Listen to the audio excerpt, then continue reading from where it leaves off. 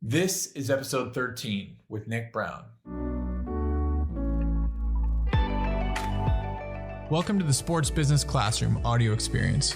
I'm your host, Sergio Millis, and each week I'll bring you an inspiring person or message to help you discover how to break in and succeed in sports and life. Thanks for spending some time with me today, and let the experience begin. This episode is brought to you by Sports Business Classroom, an immersive sports business training and educational experience dedicated to preparing future sports business professionals. It is a one-of-a-kind learning opportunity for those interested in the business of basketball and jobs in sports. Sports Business Classroom combines the best of all worlds into a single package: great academics, hands-on experience, immersion in the Las Vegas Summer League, and interaction with some of the best minds working in and around the NBA. For more information about Sports Business Classroom, go to sportsbusinessclassroom.com. This episode is also brought to you by Hall Pass Media, a full-service marketing agency that specializes in brand consulting, event management, digital marketing, and creative design. For more information on Hall Pass Media, go to hallpassnetwork.com. Today's guest is Nick Brown, an Emmy-nominated producer at the UFC. Nick is a remarkable guy, is incredibly accomplished, and his career truly has no limits. In this episode, we discuss how he set himself up for success at a young age, what it's like to be a producer for the UFC, and what he's learned from Dana White. Ladies and gentlemen, this was a really fun conversation. It's full of helpful insights, and Nick is 100% a guy that each and every one of us can learn from. We'll definitely be doing a second interview with Nick at some point soon, as we had such a great conversation that I was only able to cover about half the things I wanted to talk about with Nick. Without further ado, I give you Nick Brown. Nick, welcome to the show. It's great to have you. Thank you very much. I'm excited to be here. No, it's so good to have you because, I'm sure this story will come up, but we've really come full circle here as far as our relationship goes. And our VSL family is super proud of you. Really looking forward to diving into your story. Well, thank you. I appreciate that. So let's start at the beginning here. Why don't you tell the audience a little bit about where you grew up and what life was like as a kid? Life was a joy as a kid. I grew up in the Bay Area. I was born in San Leandro, California. Both of my parents worked for newspapers out there. They worked in ad sales. And over time, the running joke we've kind of had with my dad was my mom was the lead salesman. She had the highest numbers and everything. So we joke that he married her to basically eliminate his competition. There you go. So she gave birth. There's 4 of us in our family, 4 kids. I have an older brother, a younger brother, and an older sister who's mentally disabled. So she obviously required a lot of attention at home. Eventually my dad got a job. We kind of moved around California for a bit, and my dad got a job in Las Vegas as the head of ad sales. And, from there, he eventually moved on to publisher. So I kind of went to middle school, high school out in Las Vegas, which was a totally different experience than a lot of people expect, but also different from, growing up in California. The desert is desert's something that you need to adjust to. Right. No question. And was it tough moving from the Bay Area to Vegas? Or? Yeah, I'd say it was tough, especially because, I was around 10. So that's about the time where, you start to really solidify like a friend group and everything. So it's kind of a vulnerable time to move. Sure. But it's also nice because at that point, you're so free-spirited that you also meet people a lot more easily. So when I moved out to Vegas, it was really easy to integrate myself into everything. And, I'd say that the toughest part was, I think I moved out the last probably trimester of 5th grade, like of elementary school. So it's like, even though I got thrown into a school right away, all those kids that I was going to school with, I wasn't going to see again for a while. So it was kind of like starting over multiple times. But, Vegas was great to me as a kid. It's very welcoming. It's very family friendly, which I know is surprising to a lot of people listening when you think about what Las Vegas is. But outside of the strip, everything's nice. It kind of feels like a small town. People are pretty friendly. Yeah. A big difference though was that at the time we didn't have any pro sports teams out here, so that was that was something that I needed to get used to. Yeah, and you probably moved there right around the time when Vegas really started to boom and grow, right? Yeah, absolutely. That's going to be a trend that I think you're going to see. I seem to get places right as they're beginning to boom. It's kind of luck of the draw. It's a good place to be, but yeah, I feel you on just moving and how tough that is. I must have moved 6 or 7 times as a kid, and it certainly wasn't easy. Definitely adds to your life experiences, and it's a little bit of a gift and a curse, but definitely has helped lead you to where you are today. That's for sure. Yeah, yeah. I think it definitely helped. So you went to high school in Vegas. Did you know at the time that you wanted to work in sports when you were going to high school, or where were you at that time? I really wasn't sure. I was one of those people that I was very interested to see, what people told me I was going to be at. I grew up, my parents both have really positive attitudes which helped a lot. They would always tell me that I was going to go on and do great things. But it was, when you're 16 and you've been hearing that for a while, you're like, okay, well, I want to know what things specifically that's going to be. Right. I knew that I loved sports. That was, my biggest passion. I really wanted to play them, but in order to do that, you have to be athletic. So that was kind of a missing piece. So, I think around the time I graduated high school, I was pretty set on either coaching or trying to be an agent or even work in like a front office somewhere as like a general manager. I knew that I wanted to, like, I guess the further I went in high school, I knew that that's kind of the field I wanted to go into, but I didn't really have like a solid idea or a solid vision of what it was going to look like. What sports did you grow up loving? Football. Football is my biggest love. I was obsessed with it from a very early age. I was one of those guys that my dad, well, both my parents are Raiders fans, so I grew up in a pretty diehard household. Wow. I used to watch a lot of the old videotapes of, Kenny Stabler and, Willie Brown obviously shares the last name. My younger brother, his name is Will, so he was named after the Hall of Fame cornerback. Wow. And then just guys like, Ted Hendricks and Matuzak and just a lot of hardy dudes. And that was really something that I loved at a young age. My dad actually played football for Cal Berkeley in the 80s. I did not know that. He was a linebacker. He was all state in track and field in high school. Walked onto the team. He started his freshman year, and then he actually blew out his knee. And so he never played again. But he's, growing up, everybody who's fortunate enough to have a father, like, you see them as larger than life. Sure. And my dad definitely was. I mean, the guy was 6'4", like 240. So this is, that was an image that stuck with me. And I thought, oh, this is what men look like. Men are huge, and they go and they play football and they beat the snot out of each other. Well, we're going to come full circle in a lot of ways here, but especially, exactly. With the Raiders moving to Vegas, man, that's pretty awesome. Yeah. Yeah, I'm pretty thrilled about it. It's definitely weird because, you root for them for so long when they were kind of down in the dumps. Yeah. When you get made fun of as a kid for being a Raiders fan when they were going, 2-14. But now that they're coming here, everybody's a fan. Everybody's a fan. Nice it's nice to have been on the bandwagon for a while. There you go. Well, you can make room for everybody, right? Yeah, exactly. Plenty of room. Yep. So were you a good student in high school?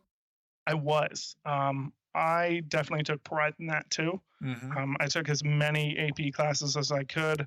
I was one of those people trying to get in as many extracurriculars as I could.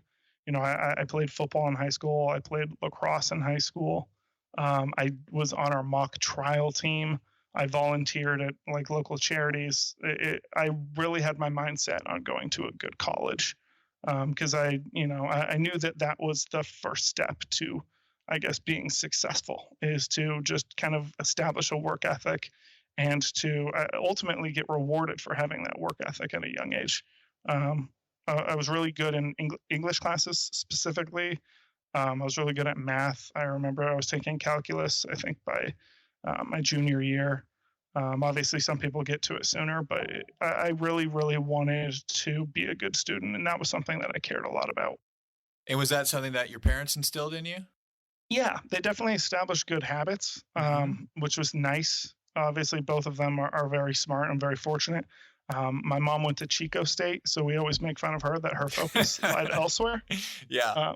But yeah, they're both brilliant people, and they definitely helped me out when I was younger, and established those good habits.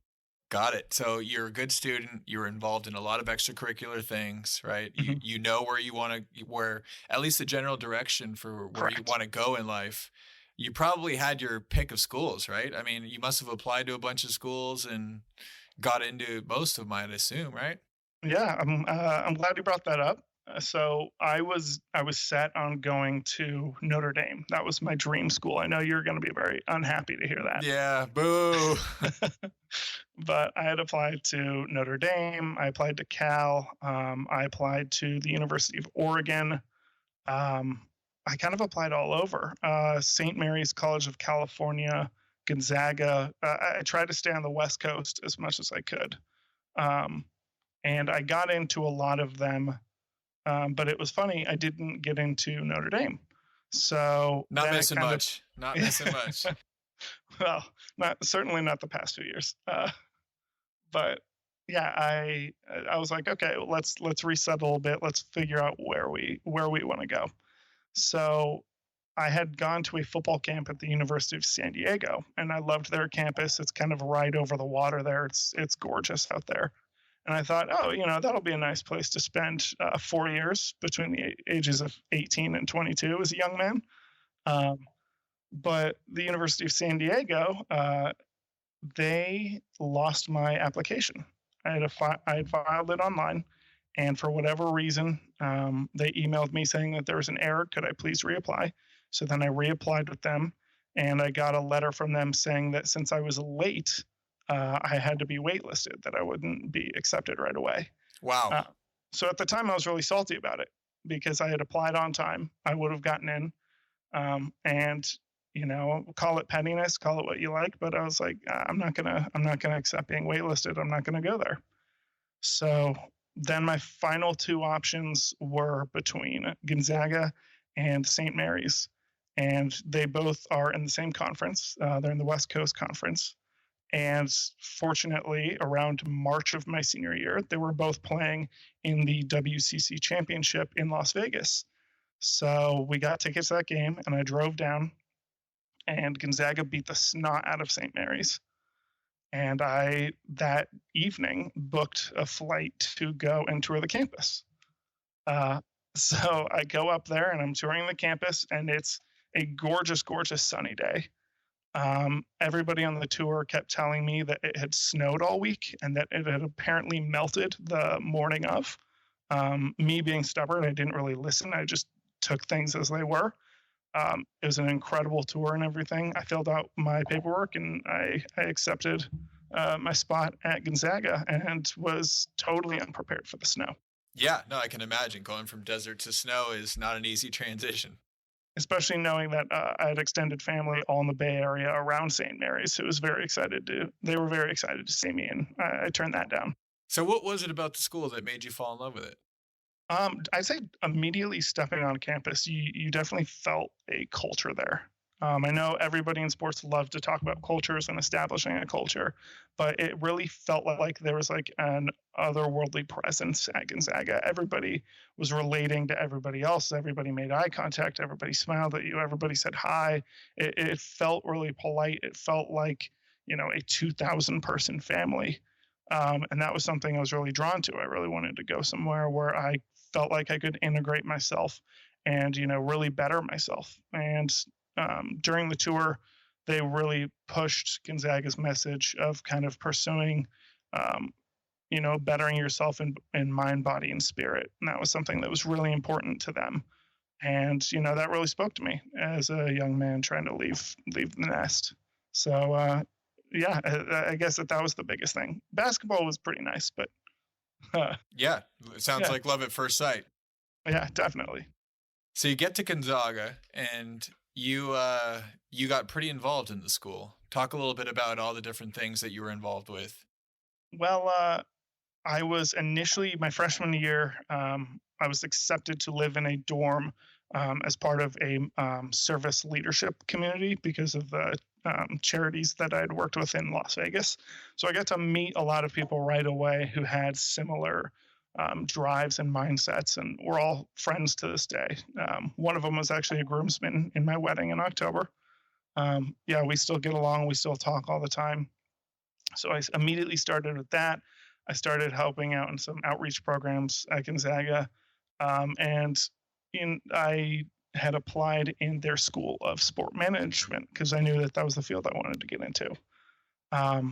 But over time, I started realizing that one of the things that I kept going back to was on projects, I would try to make videos. I would take my roommate's iMac and I would open up iMovie and I would just start cutting stuff. And I knew we had a school of broadcasting. So I went over to their studio one day and I asked the professor, his name's Dan Garrity, I asked him if I could use the studio for 20 minutes to shoot a video of me on the desk acting like an anchor. And he told me I could, but why not just take the class and be an anchor? So we negotiated very lightly, and he said that I could use it if I had entered his intro to broadcasting. So that was kind of my first introduction to GUTV, and that branched me in all sorts of different directions.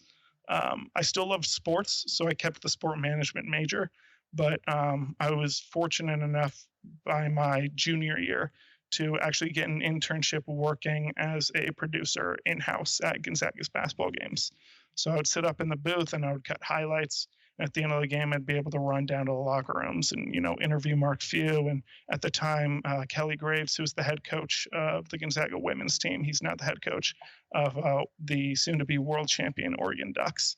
But that was an incredible experience. It couldn't have gotten any better for me. So I've always known you to be a behind the camera guy. You were in front of the camera, huh? Yeah, that was actually when I first started in broadcasting. That's what I was interested in. I was like, I watch ESPN day and night. I would love to be an anchor. So I would actually do whatever I could to anchor different shows. I anchored a ton of our GUTV broadcasts junior and senior year. Senior year, I actually hosted our bracketology program, which was a great experience. And it was funny. I didn't realize until reliving this with you how stubborn I am. But my professor, Dan Garrity, he would tell me as an anchor that I should be building my reel and everything, and I should be sending out to news stations. And I didn't want to go the traditional news route. So I stubbornly told him that if I was good enough, somebody would find me and they'd reach out. And sure enough, somebody did. A news station in Great Falls, Montana, reached out about making me their sports anchor. And I applied with them and then didn't hear back. And a week later realized that I had accidentally sent them the resume that was intended for the UFC. So they never called me back. Probably for the better. Definitely for the better. The funny thing is that the girl I hosted bracketology with, she wound up getting the job in Great Falls, and she's wildly successful now. So shout out to Brenna. Okay, that's good. Good to know. Yeah. So I want to go back to you getting involved with the athletic department. How exactly did that happen? It was really lucky, actually. I was in my sport management class one day, psychology of sport, and they talked about different opportunities that were available. As part of that program, you had to fulfill a certain number of hours out in a work environment. So people would kind of give internships around the country during the summers, or jobs in Spokane you could apply to kind of knock out those hours during the semester. And one of them was just an in-house video intern for the Kennel, which was our basketball arena. So I went in and I talked to Justin Lang, who at the time was the guy who was hiring for that position. And, I just kind of talked sports with him for a little bit. And he said nobody else had really applied because the sport management majors didn't know anything about video. So, wow. Yeah. I was pretty much the only candidate, and he was very happy. We connected really quickly. It was originally just supposed to be basketball, but he would bring me in for baseball broadcasts as well. And he was great because he really let me kind of define my own role. If I wanted to just sit in the booth and basically just run the slow motion machine, I could. If I wanted to run and be the in-house camera operator, I could. If I wanted to go down and conduct interviews with players and coaches after the game, I could. And that definitely helped me get a taste of everything that there was to do there, and, find what I was good at and what I enjoyed. So what was it that you enjoyed most about that experience? I definitely enjoyed telling the stories. Storytelling has always been big for me. And everybody can watch a game, and as soon as it's over, they're done with it. But there's always more to every game. And that's always something that's really driven me is, it's so great when you're watching a performance and you realize, this player just had their first child and they're going out there having a great game, or, this player suffered a loss in their family.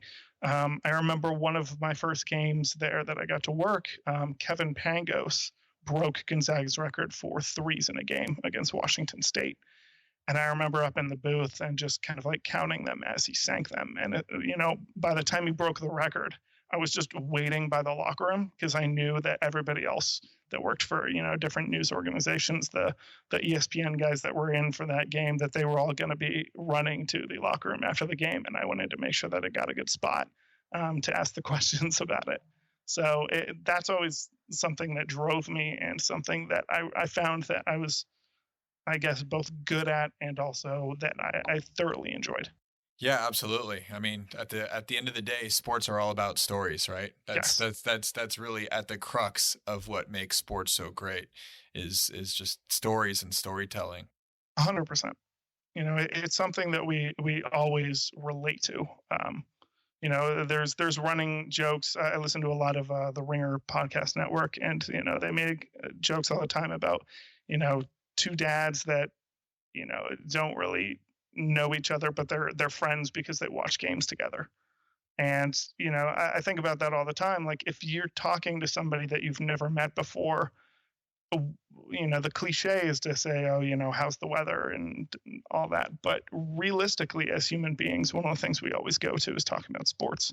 It's something that we can always really relate to, whether that's on just like a really basic level of, oh, who's your team, or whether it's, talking about your favorite player, a specific performance, somebody else's story. That's something that really drives us together. Absolutely. And you learned that at a young age. So talk a little bit more about some of the other things you did while at school.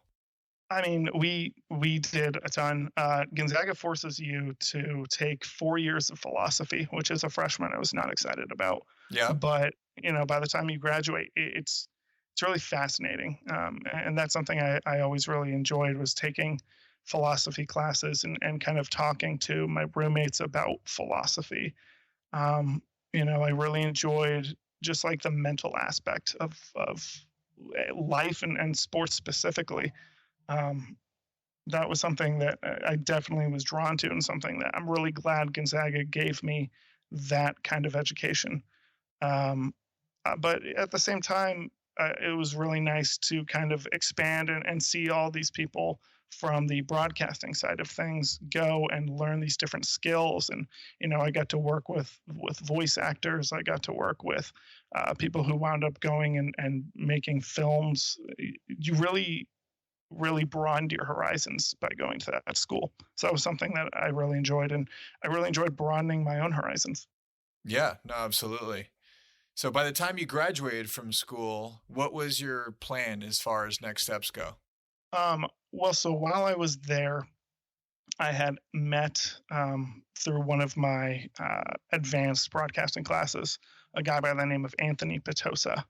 So Anthony was living in Las Vegas. He was at the time I believe he was a vice president of the UFC, but that might be wrong.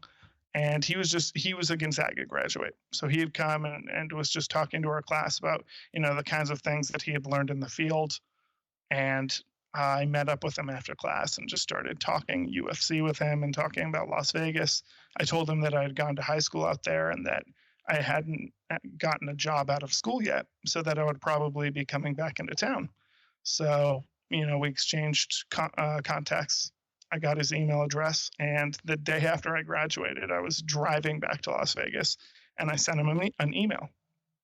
And he brought me in one day to just kind of meet people on his team. I met a few of the guys. The UFC's production department is split into two teams. We have the live team. They're the ones that travel. They're the ones that do live broadcasts. And then we also have our post-production team, and they do a lot of our promotional side. They do documentaries. They do shows. So Anthony worked in the post-production side, but he knew that since I came from a news background, I would probably really relate to the guys that worked on the live team. So I met with a few of them, and I think it's it's kind of like when you first start dating a girl and her dad tries to scare you. I kind of think that that's what they tried to do.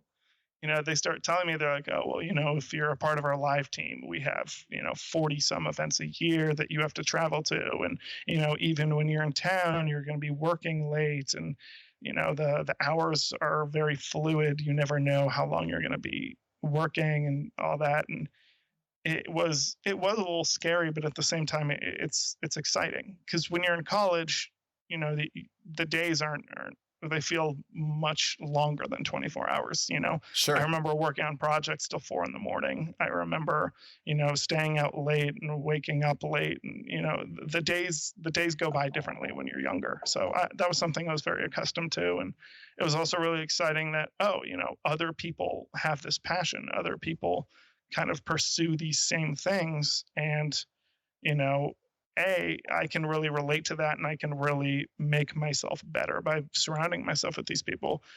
But B, you also have that little bit of doubt of, you're coming off of the high of graduating. You're coming off of thinking you are incredible in this specific field. And then you meet people that have been in that field for 20 plus years, and you realize I have a lot to learn. So that was definitely an awakening. So that went well. They told me that they would reach out if they had opportunities. And a few months later, I got an email that the UFC was launching their own streaming service, and they needed to hire some editors to basically cut old fights. So I said, yeah, I can do that. So I would go in, and they'd give me fights from 2004, and they'd say, here's an 8-hour event. We need each individual fight cut down, and then we need the entire event as a whole cut to a certain time. And that was super, super nice as an introduction, because while I had obviously heard about the UFC growing up in Las Vegas, I had probably only seen 3-4 fights in my life. Right. I would go and I'd watch them with my brothers during the summer. Every once in a while in high school, I'd catch highlights. It's actually funny, because when I was in high school, I was at lunch one time with one of my friends at a Subway, and this is a nice Subway plug for you guys. So we were sponsored by, yeah, Eat Fresh.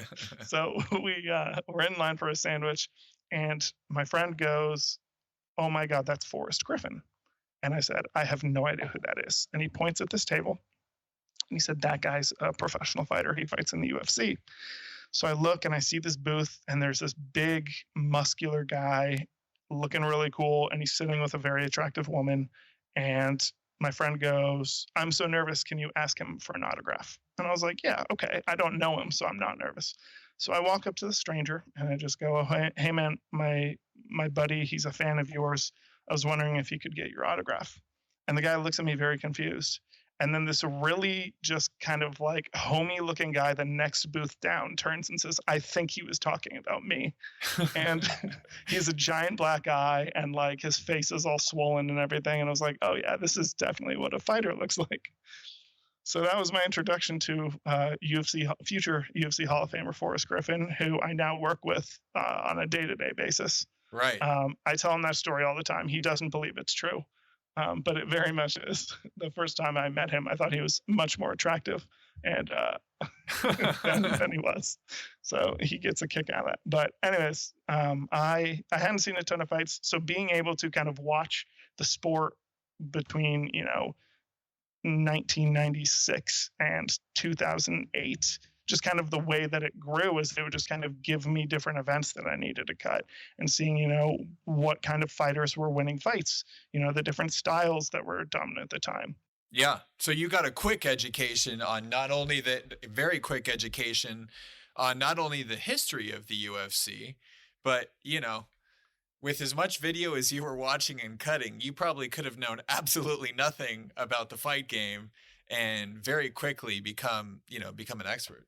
Correct. And I get that question all the time where people, come up to me and they say, either they're a super fan and they want a job at the UFC, or they're like, oh, it seems like it's a really fun company to work for, but I don't know anything about fights. But you pick it up very, very quickly. It's the same thing as if you were going back and, if you got a job at the NBA and they wanted you to pull old, Magic Johnson or Wilt Chamberlain highlights, you get a feel for what the game was like in that era very, very quickly. And then, you go and you watch, a basketball game on Saturday night and you realize, oh, wow, everybody's playing so much faster. I could see that, they took this element from Magic Johnson's game or this element from Wilt's game and kind of integrated it. It's the same thing with MMA.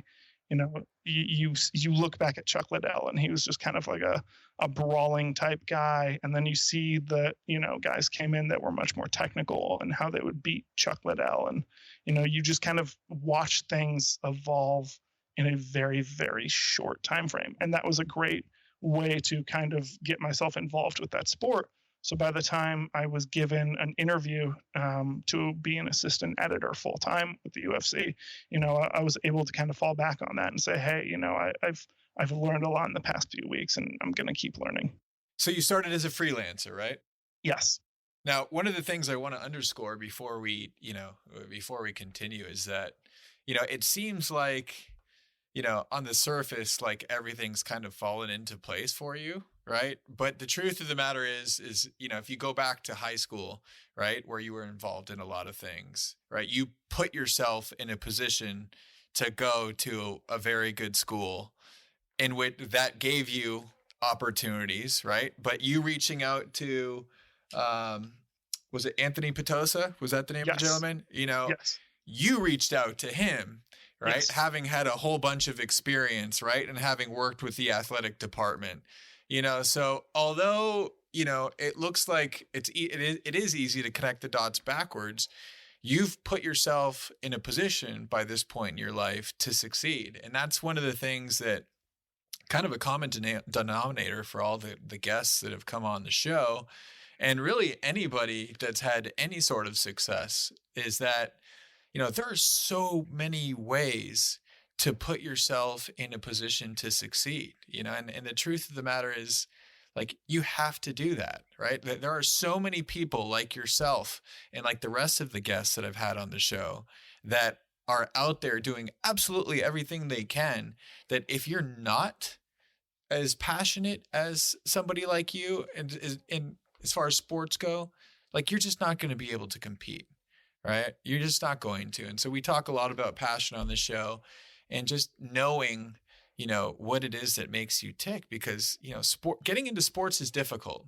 It really is, right? Like, I'm sure we'll get into it's a grind, right? And we're going to get into, what your roles looked like in a little bit here. But, so getting into sports is difficult, but if you do these extracurricular things, and I keep harping on this on every episode, get involved with your school, get involved with different organizations, get in the mix, good things happen, right?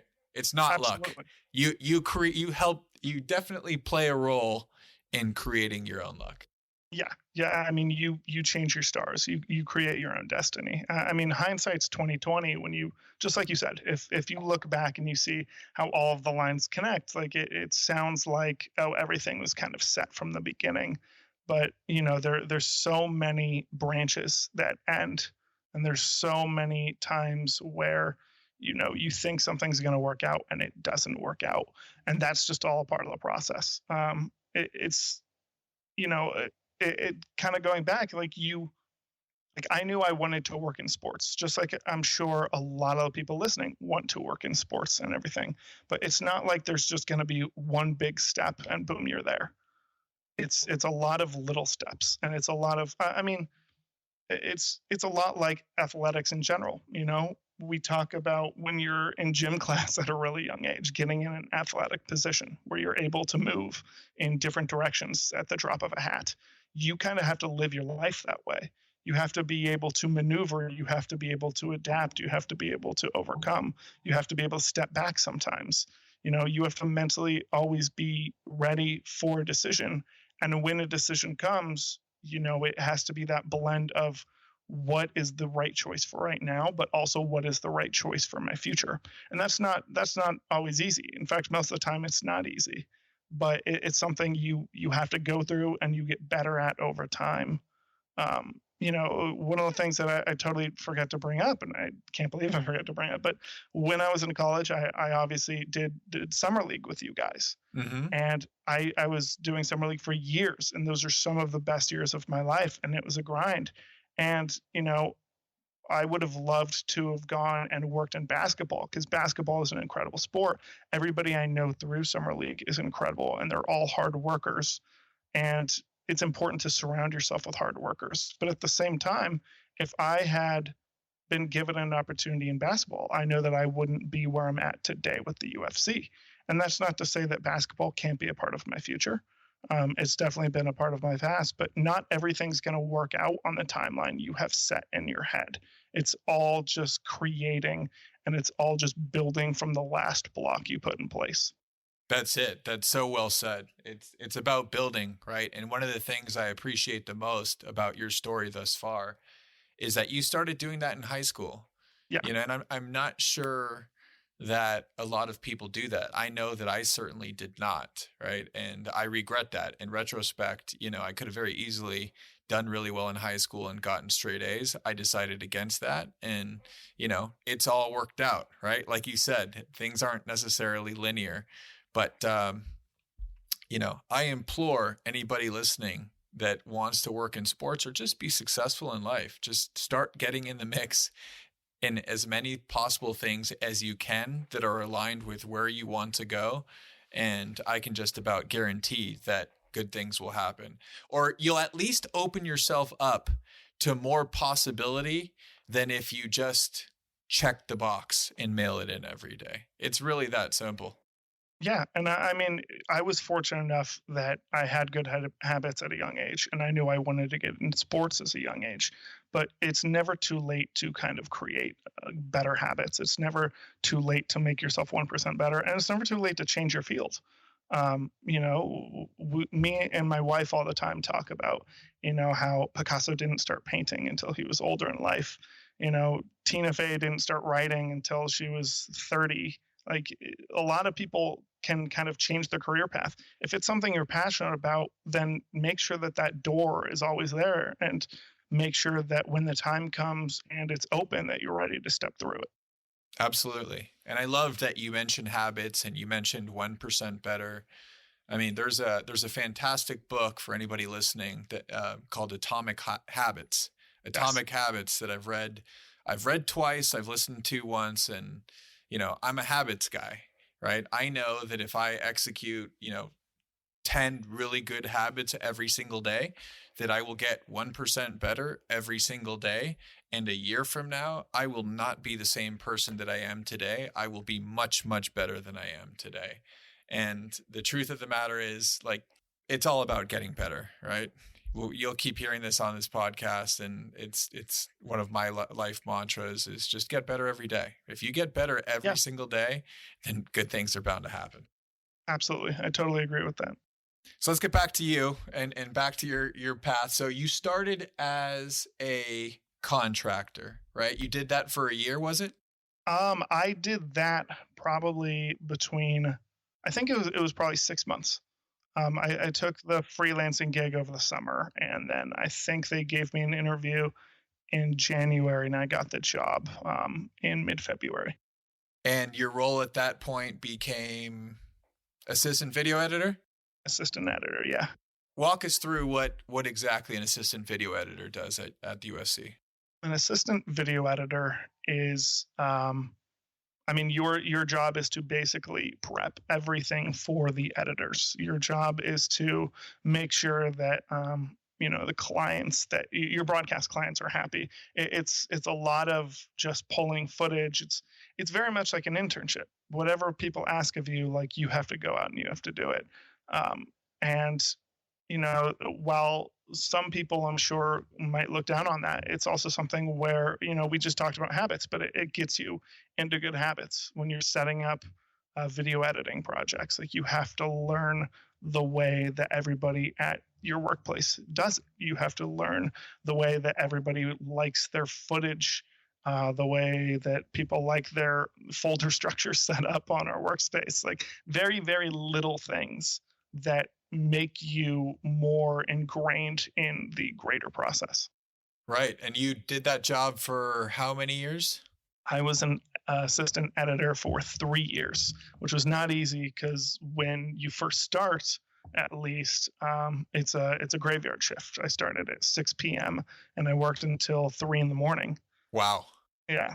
So that was definitely not easy. That's not something that you really think about when you're leaving college, and especially in today's, world of social media, where everybody's, showing their best selves on Instagram, and you see people being successful, getting promoted, traveling the world, and you're sitting there and you're in a dark office at 2:00 in the morning, right. And you're pulling footage for a news station in Australia, the other thing is that you don't get to talk with those different clients face to face. So you never really get that acknowledgement that what you're doing, like, that you're doing a good job. And that's something that, you definitely have to learn when you start out. When you're in college, when you're in high school, you get graded on everything. When you're working, obviously you'll get told if you're doing a bad job. But if you're doing a good job, nobody's gonna, a lot of people aren't going to take the time to go out of their way to tell you, like, oh, hey, like, I really appreciate the way you've done this, this, and this. It's all just making sure that you're learning and making sure that you, at the end of the day, can be satisfied with the job that you did.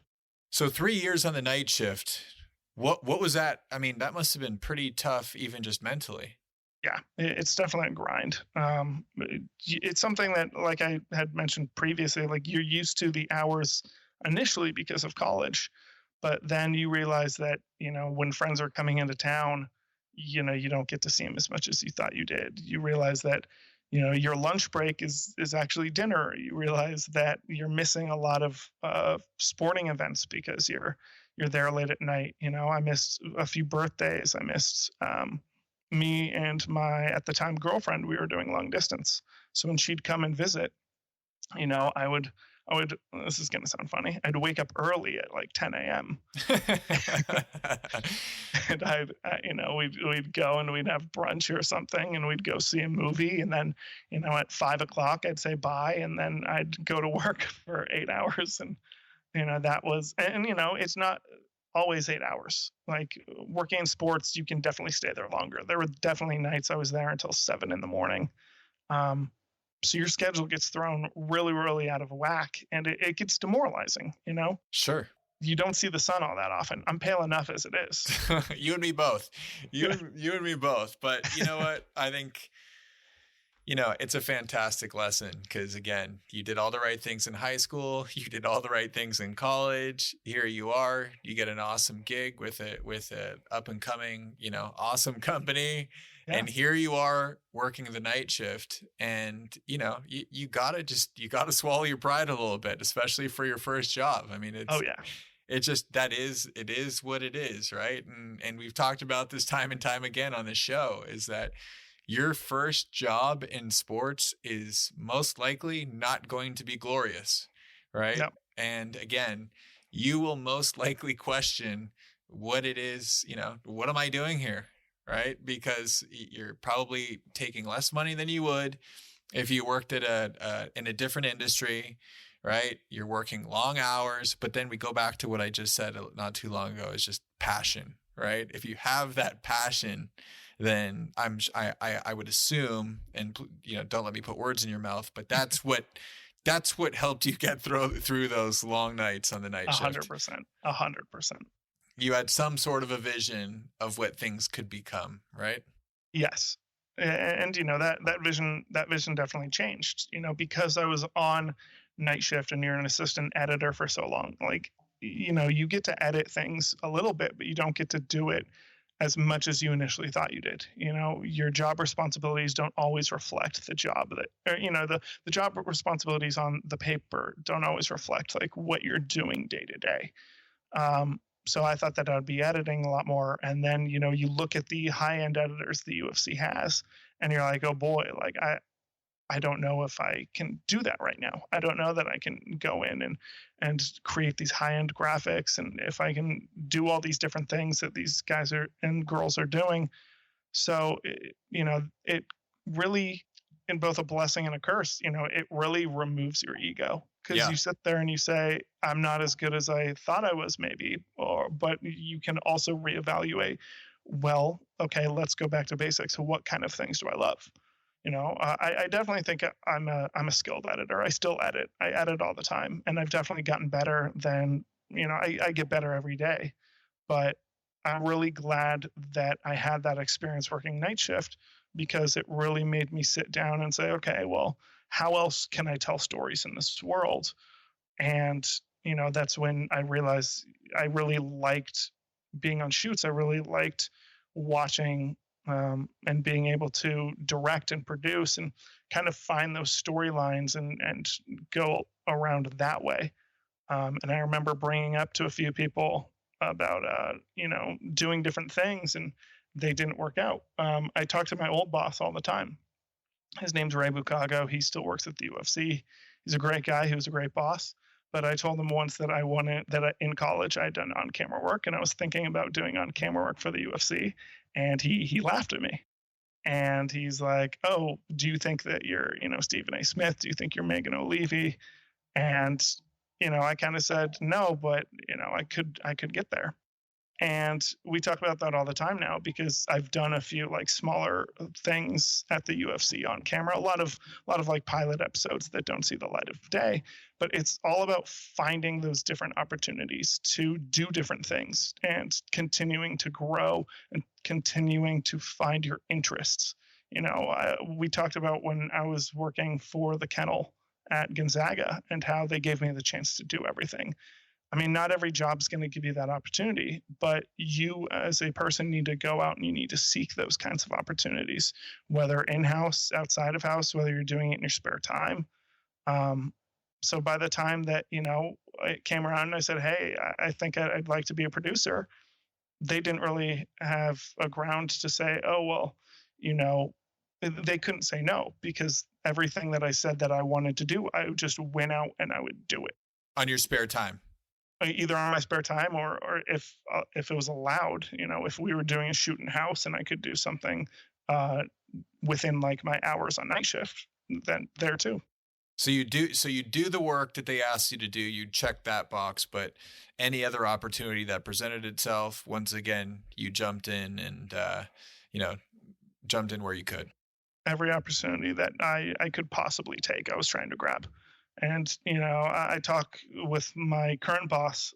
He's the director at the UFC. His name's Tucker Green. I talk with him a lot now. And, we always talk about how one of the most valued things, not just in our company, but in, every industry, every sports team, every league, you always want those people that have the mentality that no job is too small. Sure.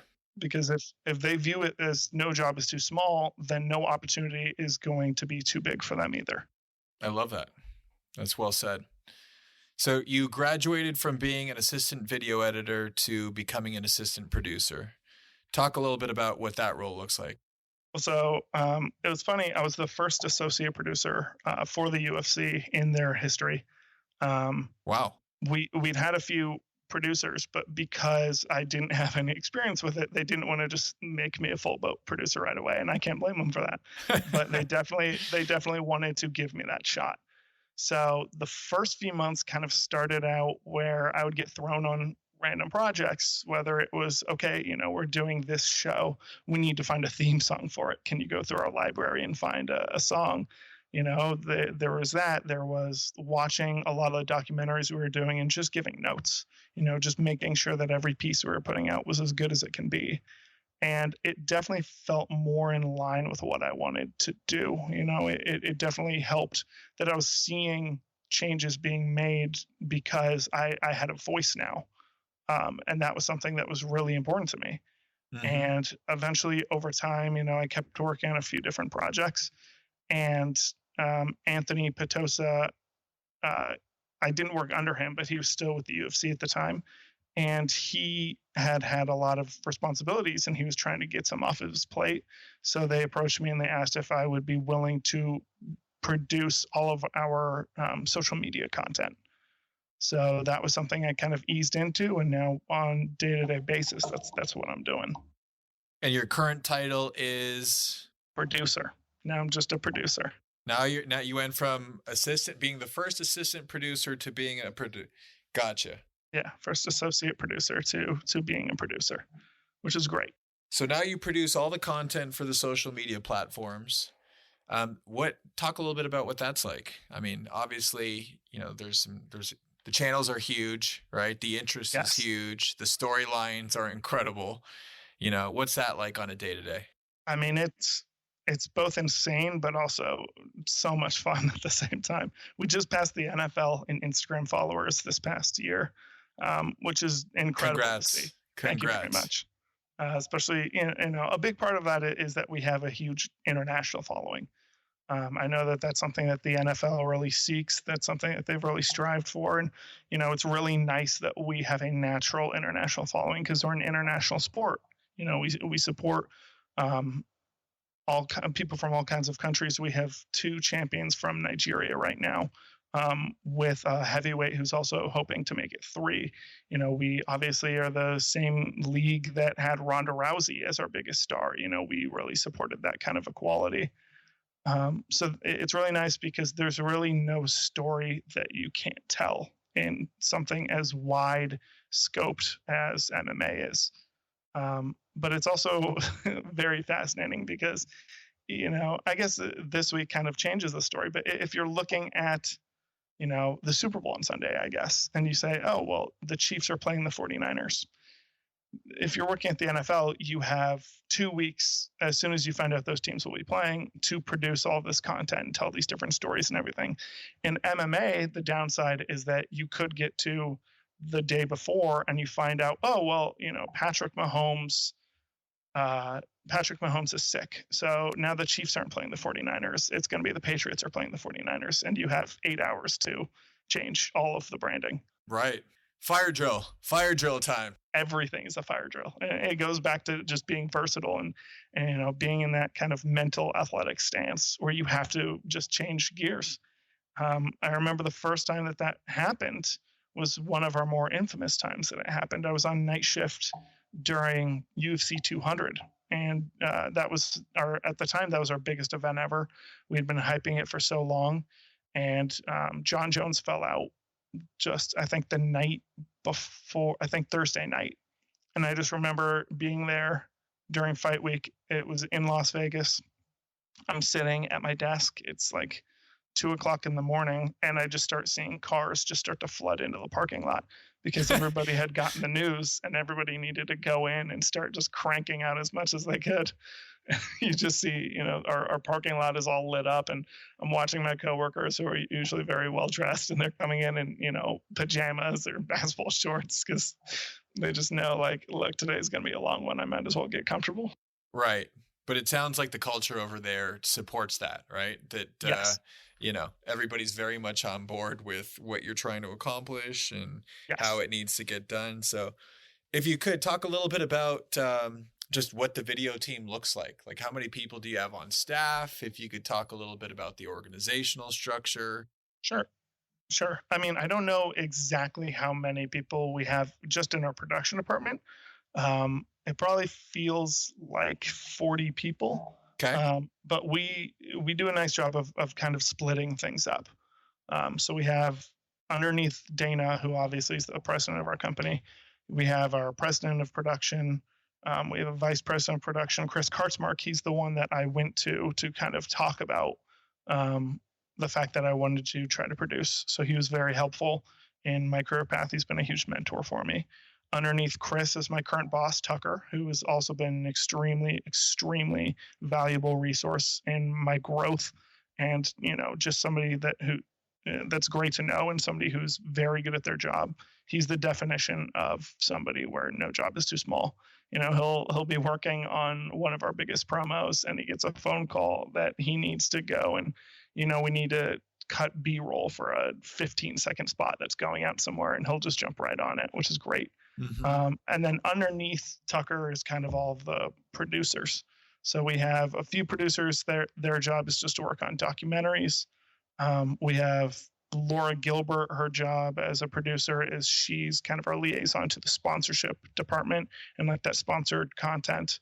And then there's me. I'm obviously in charge of social content.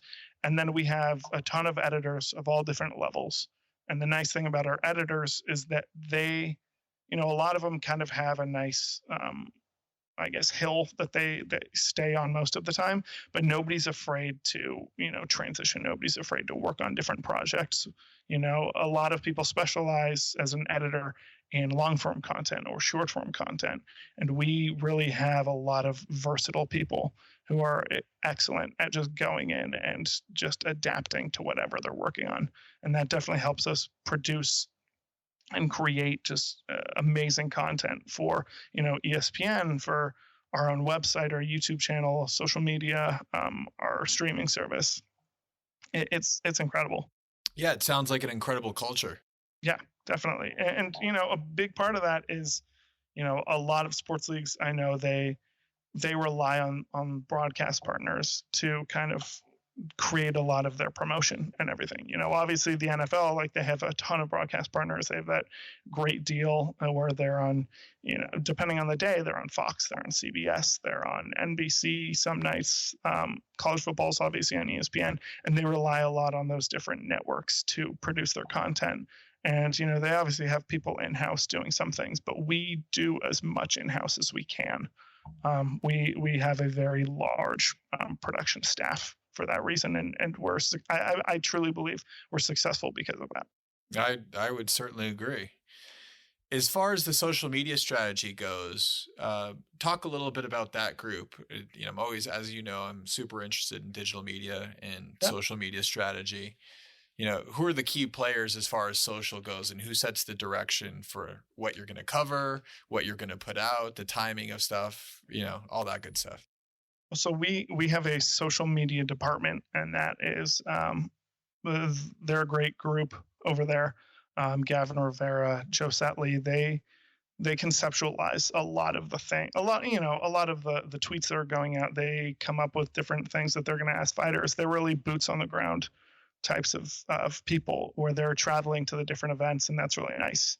But from a production standpoint, it's my job to kind of meet with them, figure out what their needs are, and then at the same time look at the card that is coming up. For instance, in 2 weeks we have UFC 247, and that's going to have 2 title fights. That's taking place in Houston, Texas. So it's my job to figure out, okay, well, what fighters have great highlights that we can go and put out? Which fighters have given interviews in the past where they say something particularly funny or something particularly interesting, or maybe one of them predicted the way one of their past fights was going to finish. I'm looking at Conor McGregor in that example. Mm-hmm. But, you just basically, my job is I look at what we've shot with those people. I look at the kind of things they've done throughout their careers. And then I most importantly try to look at what our fans would be interested in. That's ultimately what we're trying to do. We're not reinventing the wheel. You're taking what sports fans like and just hand delivering it to them. Right. And I find that really rewarding because sometimes it's a niche story they've never seen before. And sometimes it's just, wow, I want to see one guy kick another guy in the face over and over and over again.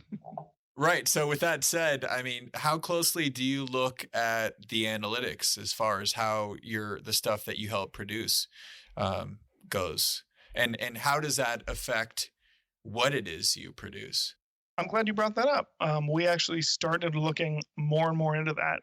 The more I've been doing this job, Joe and Gavin have done a great job of giving me just hard numbers on everything, which has been fantastic. I don't have them in front of me, but I know that we had, oh boy, I want to say over 100 million impressions for the Connor Cowboy fight at UFC 246. I know we were the number one trending thing on Twitter for 12 hours, which is just crazy to think about when, we're a 20-year-old sport.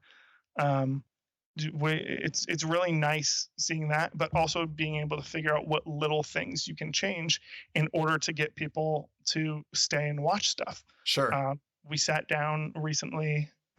Actually, it was probably last year, but we sat down with them and just kind of went over the fact that it's really little stuff, and it's things you would never think about. As growing up and learning how to edit, everything's widescreen. You think about videos just being wide, like when you watch movies. But on social media, especially on Twitter and Instagram, for whatever reason, if you cut it to be square, it's going to perform better. Mm-hmm. And, I'd love to get into the psychology or the philosophy of why that's the case. But, it's just what the numbers have always proven. And it's other little things. We liked to start off by showing action immediately, showing a punch right off the bat. And we've actually learned that even though we're followed by a lot of fight fans, that people will stay and they'll watch if you show somebody's face, if you just show who they're about to watch in the first 3 seconds before you get to any of the highlights. Right. And it's just really, really little things that you learn over time. And, those things are definitely subject to change. Culture changes all the time. People's interests change all the time. TikTok right now is getting huge. And a few years ago it was Vine, and now Vine's dead. Things just change, and you have to be willing to adapt to that. Right. I think, one of the things that I love about digital marketing is that, things change depending on the content, depending on your community, depending on so many different factors, right? And for people who enjoy cause and effect and really diving into, the different things that you can do to enhance the product, right? Whatever it might be, it's really a lot of fun. And I can imagine it's a ton of fun, especially at the UFC, right? Where the channels are large, right? And you at a click of a button, like you said, you can have 100 million impressions or 100 million views on just one video, right? And, and there's so many different ways to tell stories, right? As you alluded to earlier. Yeah, I mean, it's a blast because no day is ever the same. No fighter is the same. A lot of people, obviously, talking heads are going to draw comparisons. They do the same thing in every sport. Everybody compares LeBron to Michael Jordan. Everybody loves drawing comparisons, but every individual, every athlete, every non-athlete, people are just different from each other, and everybody has that unique story. And it's about finding that, and it's about telling it in a way that other people will want to hear it, and that can, cause them to react to it. Because that's the other thing that I've really learned about social media, and something that I really love about social media. If you're out and you make a documentary, you can make it and you can hear people's reactions, and that's always great. But with social media, it's so fascinating because people's reactions are really what's going to push the thing over the edge. Right. Are they showing their friends? Are they talking about it? Are they sharing it on their individual pages? You can't really do that with a full show. People can talk about a show, but people aren't gonna, just casually in 2020 sit somebody down at a coffee shop and just say, oh, hey, here's 25 minutes that I need you to just watch right now because I liked it. Right. No, it's always, here's 15 seconds of something, here's a minute. Right. You can't get that instant reaction, right? So right. So with that said, what's the key to telling a compelling story, a very quick compelling story? I mean, it's really A, your hook, and B, just, what would you want to watch? You have access to all this footage. What would you want to watch? everybody listening to this podcast is a sports fan. Everybody knows the kind of stories that they like. Some people just, like I said, they just want to watch highlights. They just want to watch great athletes being great. And other people want to see that, a professional fighter is also a mom. And what's that like? How do you balance that kind of story? How do you take somebody who was a former football player who, was kind of struggling, and they just in the off season started doing MMA training to stay in shape, and they fell in love with that sport instead. Right. I'd say it's all about finding the things that you would be interested in and just kind of trusting that other people would be interested in it too. Absolutely. And so how on a day-to-day for the different videos that you put out there, how do you define success for what you put out? I mean, it really depends because, obviously a video of Conor McGregor doing his signature billionaire strut is going to get 6 million views. But if you show a guy who, is 23 years old, has one fight in the UFC, and you put out a video with him, it might get 100,000. So I guess to me, I guess you could define success by whether or not people want to see more. Growth is really, really important in sports and everything. You want to continue to grow. And I think, we show a highlight of one guy and it's just, a really clean knockout or something, but he has no, his name to a casual fan doesn't mean anything.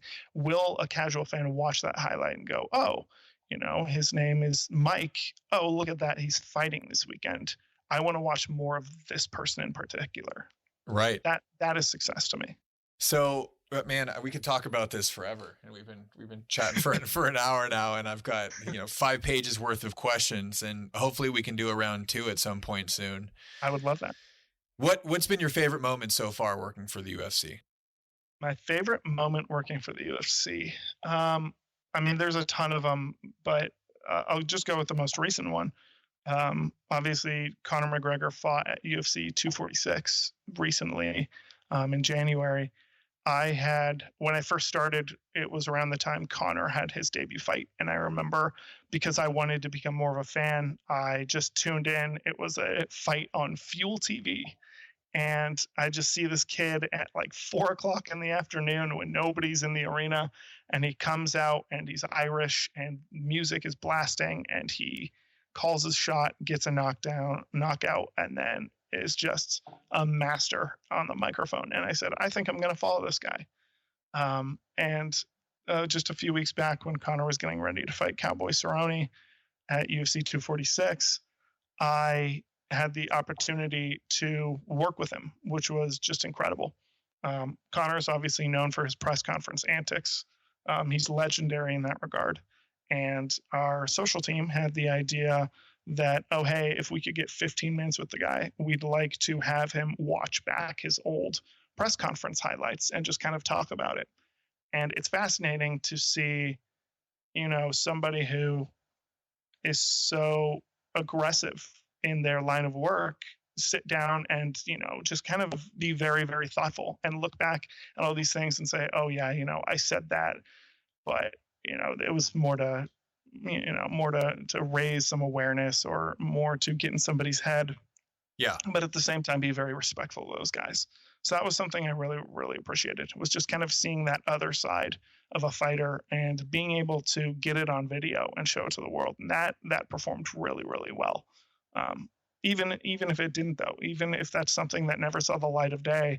And, trust me, like there's times you'll work really, really hard on something, and for whatever reason in production, it won't get cleared, whether it be something as simple as like a song or, that fighter's in trouble or something like that. It's not always going to go out, but you can still be very, very proud of your work.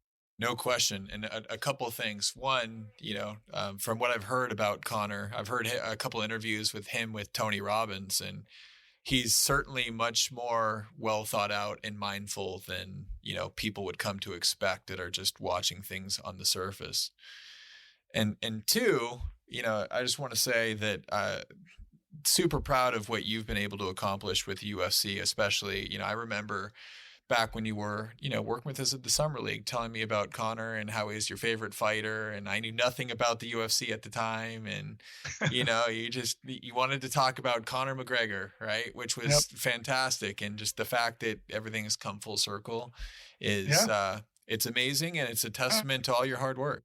I appreciate that. When you've been around sport and you watch it your whole life, you eventually, whether you're aware of it or not, everybody has that feeling when you watch something special, when you see somebody, whether it be an athlete or even a coach, and you say, oh, someday this person's going to be huge, and that was definitely the feeling I got when I first watched Connor, and when you first heard him speak, was like, oh, this guy has that X factor. This guy's going places. And it's been really cool over my soon to be 6 years at the UFC, just to see how he's gone from being somebody fighting for the first time to, he fought on the biggest pay-per-view event in the history of the world when he fought Floyd Mayweather.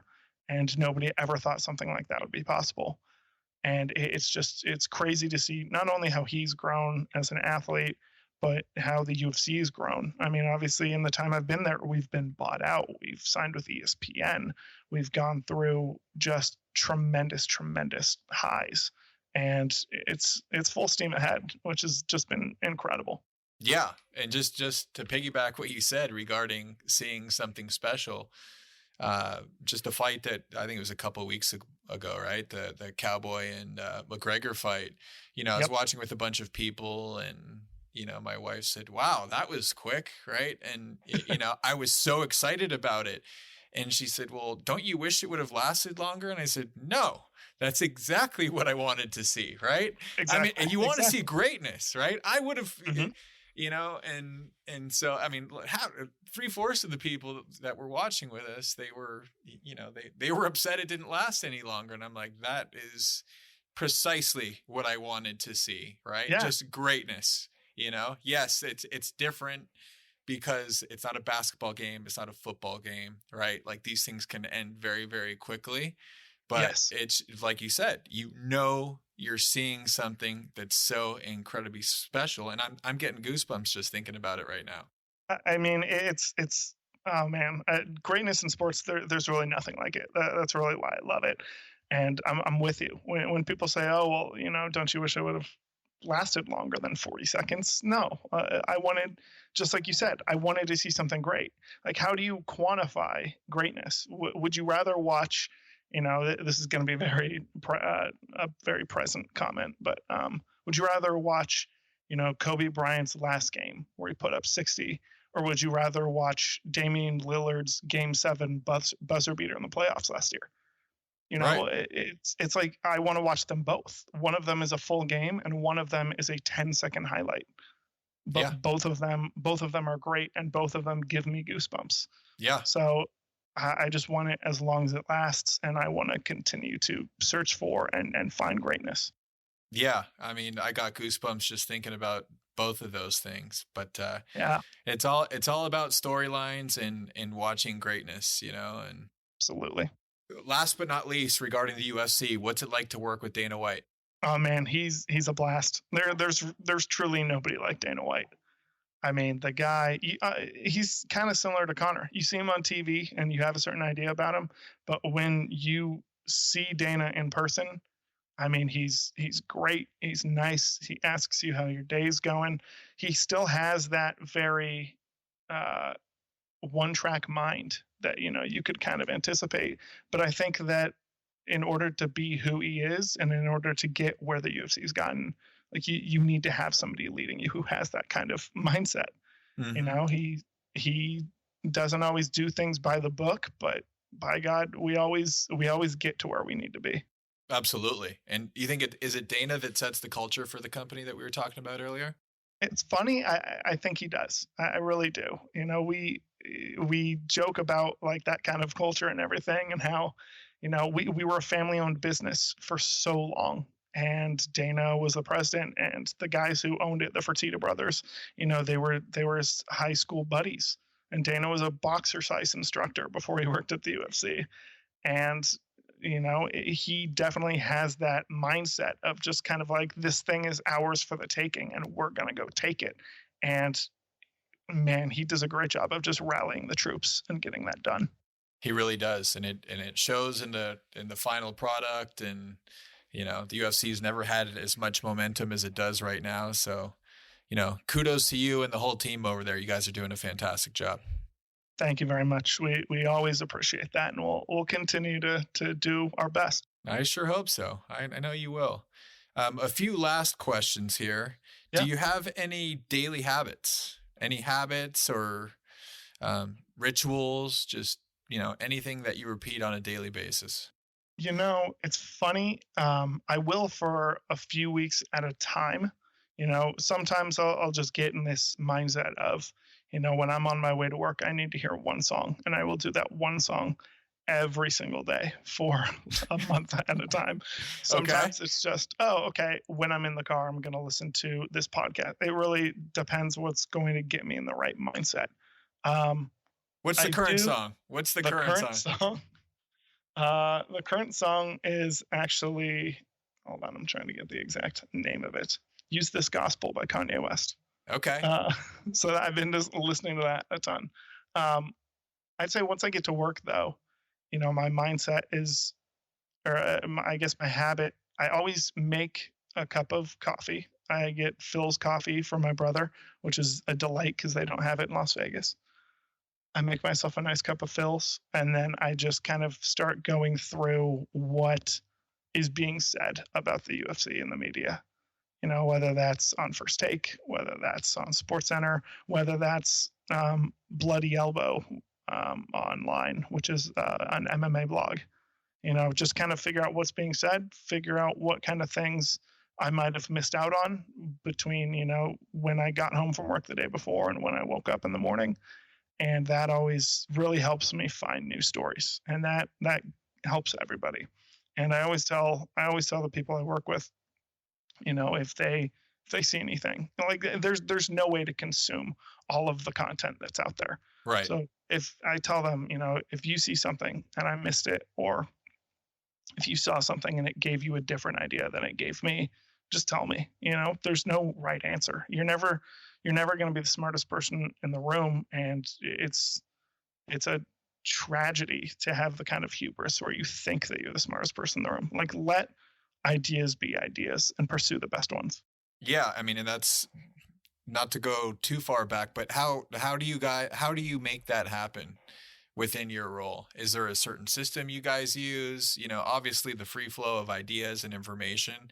I mean, is it something that's casual? Is it systematic? I say it's very casual. Yeah. You know, it's not every day that somebody has, you know, an idea they want to present. So it's not like I have like a specific time I set aside for it. It's mostly just like, you know, text me, email me, swing by my desk. Mm-hmm. You know, I love hearing other people's ideas and being able to say, oh, I not only did I not think of that, I never would have thought of that. You know, it's wonderful. We just a few months ago hired a new motion graphics guy.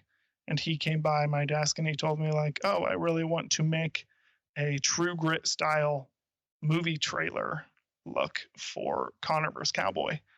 And I said, you know, like, obviously, with the guy's nickname being Cowboy, we get all kinds of Western stuff done. Sure. But then he went out and he did it. And I was like, yeah, this is good content. This is something that I would definitely want to watch and something that we'll put out there. Like, there's no bad ideas. If you have an idea, you know, throw it out, tell your boss, tell somebody who can make it happen. And if nobody will make it happen and you're still adamant about it, go and do it yourself. It's very good advice. Very good advice. Thank you. You have any favorite books or, you know, books that have helped shape who you are? Yeah, absolutely. I'll try. I know that we've gone quite a while, my apologies, but when we first moved to Las Vegas and I was kind of in that in between, like trying to make friends, my dad made me. I hated him at the time. He made me read How to Win Friends and Influence People by Dale Carnegie. And I go back to that all the time.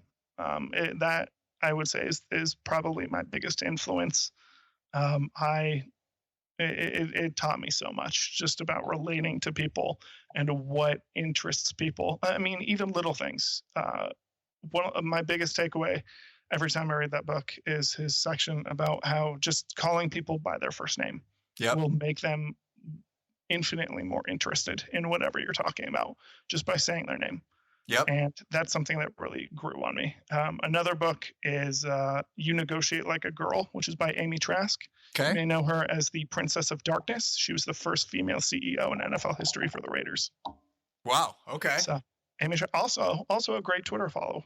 If you tweeted her, she will say hi to you. So I highly recommend it for anybody out there. Yeah, no, absolutely. And that first book, How to Win Friends and Influence People, is, I mean, it must be 50 years old.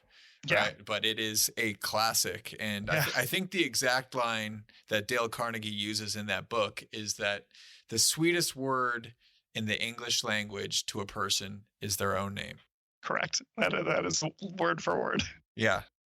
As our listeners have heard, I read a lot, and, I'm always interested in the books that have, shaped our guests. So thank you for sharing those. And we will definitely put those in the show notes. Final few questions here. Sure.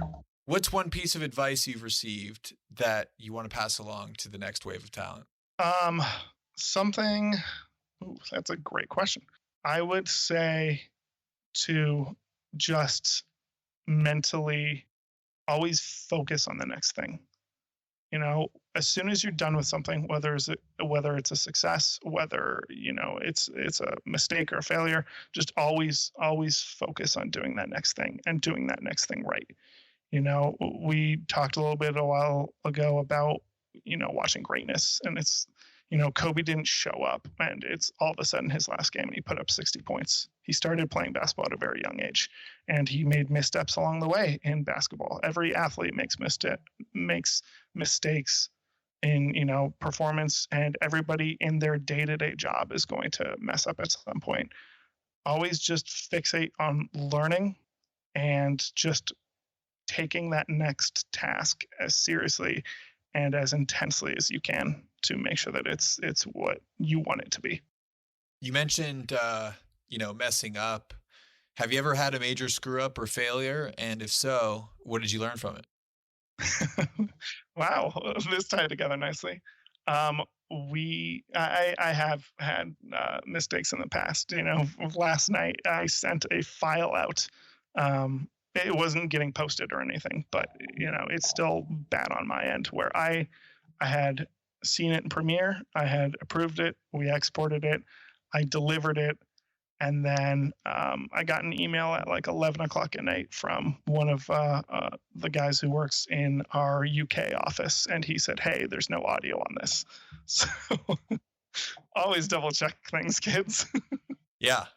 Always single, double, triple check. It happens, right? But like you said, next play.